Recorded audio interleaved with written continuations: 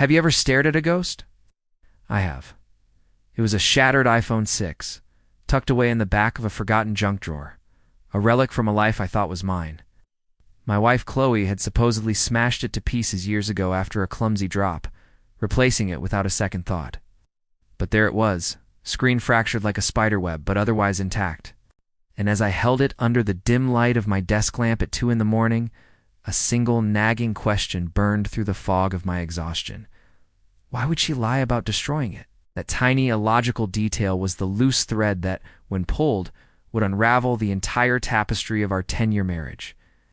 If you genuinely enjoy our stories, please subscribe to the channel, tell us where you're from, and what time it is right now. It's always fascinating to know how far our story flows. It started subtly, as these things often do. Late nights at the office that stretched longer than usual, business trips to conferences I'd never heard of.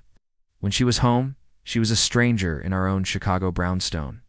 Her laughter, once the soundtrack of my life, now felt like a performance. She'd hold my gaze, but her eyes were miles away, reflecting a world I wasn't a part of. The intimacy we'd shared, the easy comfort of two people who knew each other's souls, had evaporated, replaced by a polite, chilling distance. She'd flinch if I touched her shoulder unexpectedly. Her phone, once left carelessly on the kitchen counter, was now her constant companion, clutched in her hand like a lifeline, its screen always angled away from me. One rainy Tuesday, I came home early, hoping to surprise her. The house was empty. A receipt from a restaurant I'd never heard of, the Gilded Cage on Rush Street, was sitting on the counter. It was for 2 people, dated the previous Friday when she was supposedly working late on a deadline. The order was expensive: oysters, champagne, 2 steak dinners.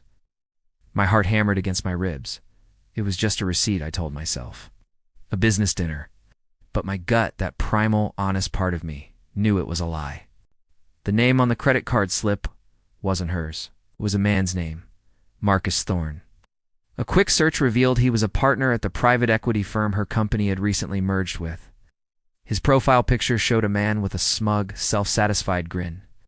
The kind of guy who probably drove a Porsche and thought he was God's gift to women. That night, Chloe was colder than the November wind whipping off Lake Michigan. I asked her about her week, about the merger. "It's fine, Alex," she said, her voice flat, her eyes glued to her phone. "Just busy." I mentioned the restaurant, the Gilded Cage. "Ever been?"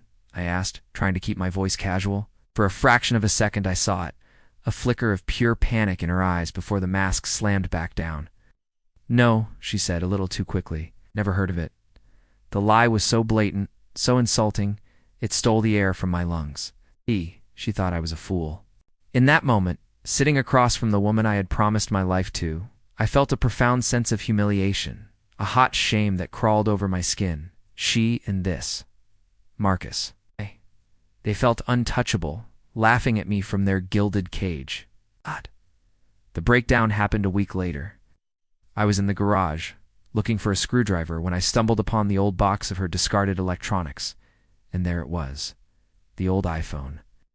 Not smashed, not destroyed, just old. My hands were shaking as I plugged it in. I didn't know what I was looking for, but I had to know. The screen flickered to life, a ghost from the past. It took me an hour to guess the passcode our anniversary, a date that now felt like a cruel joke. And then I saw them, years of them. Messages not to Marcus, but to others before him. A hidden life, a pattern of deceit stretching back almost as long as our marriage.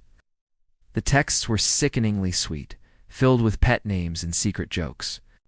Plans for clandestine meetings in hotel bars, breathless descriptions of stolen moments. She wasn't just cheating, she was a professional. This was who she was. I sank to the cold concrete floor of the garage, the phone clutched in my hand, and a sound escaped my throat, a raw, guttural sob of a man whose world had just been obliterated. The loyalty I had given her so freely had been a joke. The love I felt was a cancer, and as I sat there broken, a new feeling began to crystallize in the wreckage of my heart. Cold, hard, and razor-sharp. Revenge. From that day on, I was a different man. The broken husband was gone, replaced by a strategist. I played the part of the oblivious loving spouse, all while my mind worked like a machine, gathering evidence.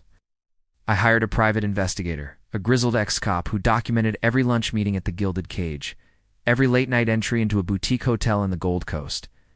I meticulously copied the data from the old phone onto a secure hard drive.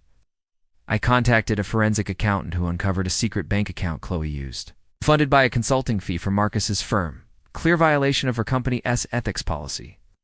I found the prenuptial agreement we'd signed, the one she'd insisted on, and read the infidelity clause she'd probably forgotten even existed. It was airtight. If infidelity was proven, she would walk away with nothing. It's absolutely nothing. The trap was being set piece by painful piece. The final act was set for her company's annual charity gala, a massive event at the Navy Pier Ballroom, where Chloe was scheduled to receive a Woman of the Year award.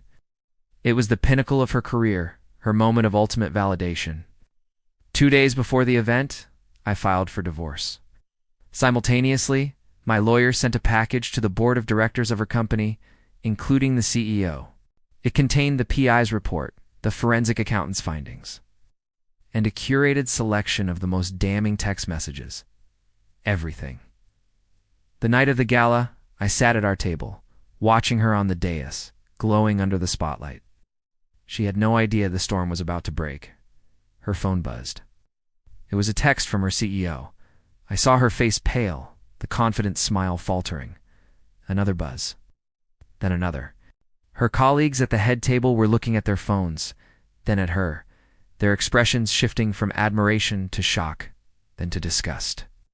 The whispers started, spreading through the ballroom like a virus. A award was presented by the CEO himself. He walked to the podium, his face grim. He didn't read the prepared speech.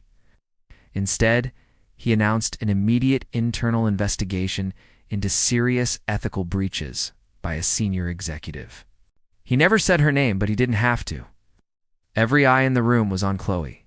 Her perfect world, so carefully constructed on a foundation of lies, was publicly and spectacularly imploding. She stumbled away from the stage, her face a mask of horror and disbelief, pushing through a crowd that parted for her as if she were a leper. She was fired the next day. The infidelity clause was invoked, and the prenup was executed flawlessly. She lost her job, her reputation, our home, and the money she had so carefully siphoned away. Marcus, ever the coward, cut all ties and denied everything, leaving her to face the fallout alone. The last time I saw her, she was moving her things into a small, sad apartment on the outskirts of the city, her designer clothes packed into cardboard boxes. The arrogance was gone, replaced by a hollow, haunted look. She didn't say a word to me. There was nothing left to say. Sometimes, late at night, when the city is quiet, I think about that old phone, ghost in a drawer that revealed a truth I never wanted to see. I won. I destroyed her, just as she destroyed me, but there is no victory in ashes. The end.